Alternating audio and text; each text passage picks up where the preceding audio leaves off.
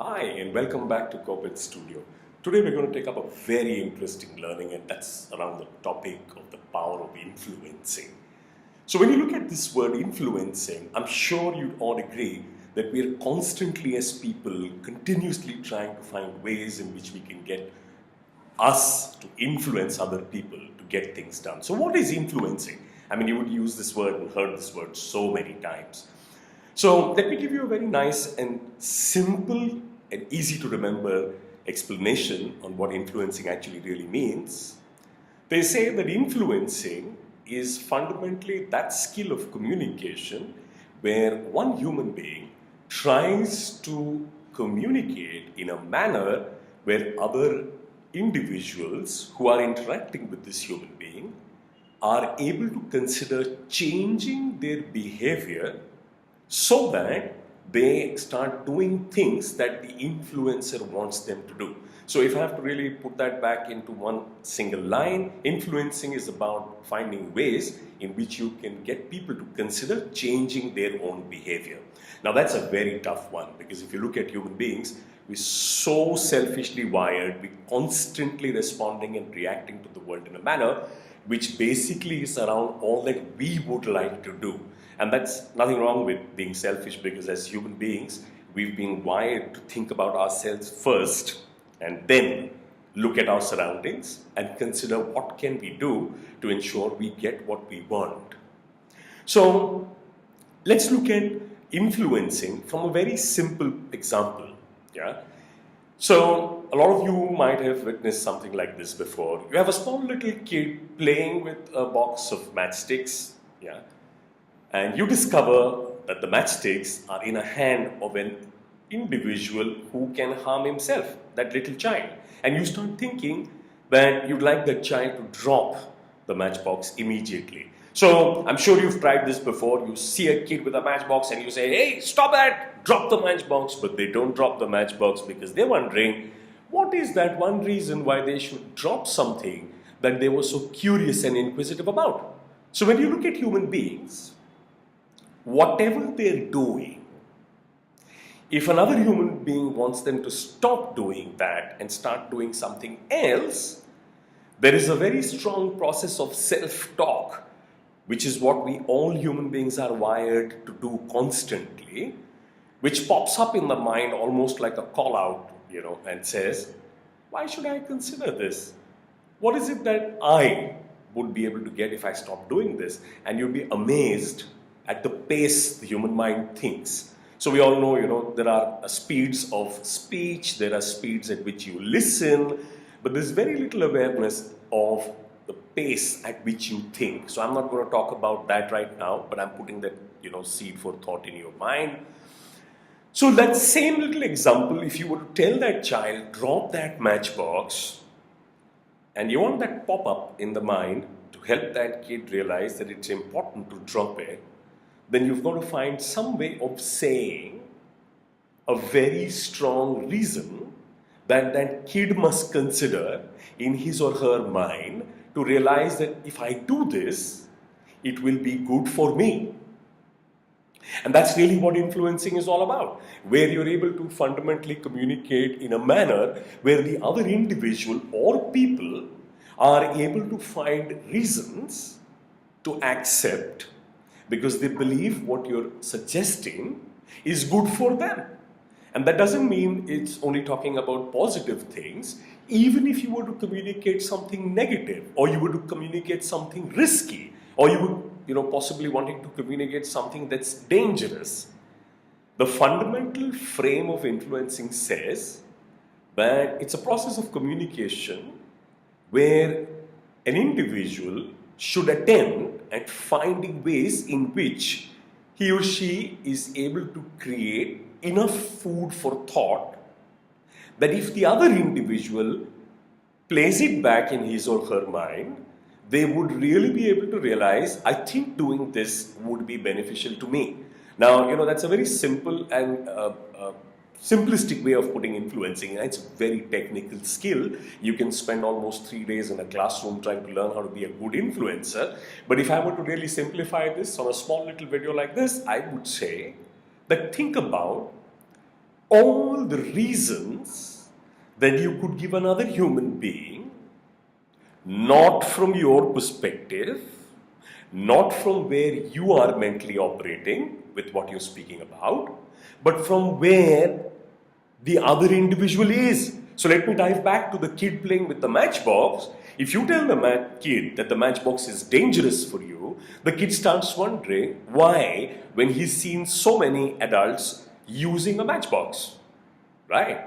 Now you don't have the frame of time left to make that kid realize that it's important to drop the matchbox, but when you make a statement like, oh, so you're playing with matches which can light a fire, and if you get burnt, you'll start looking like that face we saw of that frightening film yesterday of that child who was burnt. And the minute you speak of something like that, you'll find the kid suddenly have a pop-up in the mind saying, oh, I don't want to look like that burnt face I saw on TV. And there's a very high chance that the kid reflects because of the fear, drops that matchbox almost instantly. Yeah. Now, what I'm speaking about is a very, very in-depth communication process, but I'm going to simplify it in this short little video. So there are various styles and there are various ways in which people try to influence other people. And that one big mistake that people end up making is they start influencing the other human being or communicating in a manner which is driven by how the individual who wants to influence is thinking, and whatever he or she is playing back in their own mind at a very rapid pace of human thought, they start trying to use those thoughts converted into words, expressions, verbal, non-verbal, and get the other person to hopefully understand where they're coming from. But that rarely works that well. And that's one of the reasons why people do not land up becoming very, very strong influencers. The trick is to consider the frame of the human mind and the fact that people, when influenced, will consider changing their behavior. You need to give them inputs from where they are operating right now, at the time that you're trying to influence them. So, if you read up on influencing skills, it fundamentally says that there are a couple of ways and styles in which people influence other human beings. There's enough in-depth study that says there are actually 12 different distinct styles of influencing other people. Yeah? And let me give you them, some of them very quickly. So these 12 are packaged into 5 key styles. Persuading people, yeah, where you use the power of reasoning, you use the power of proposing. Asserting, where you basically put your foot down, be very righteous from your position, considering the other person's interests. You start fundamentally telling them why they need to change, what can happen if they don't change what they're doing, and consider what can be done by you in case they don't take that step. So that's another style. Then there's another style called bridging. So there are moments where people find it very difficult to do something you're expecting them to do when you're trying to influence them, because maybe they're not equipped well enough, maybe they don't know where they want to actually go in their mind and attempt trying this. So you might need to construct a bridge for them. You might need to involve them and support them and try to help them to realize that if they attempt this, you're with them, right?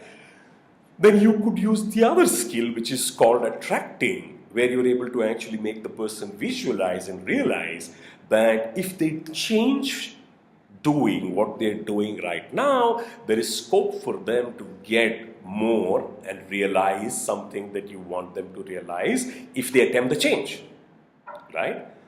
Then there is also a way of using a style of avoiding.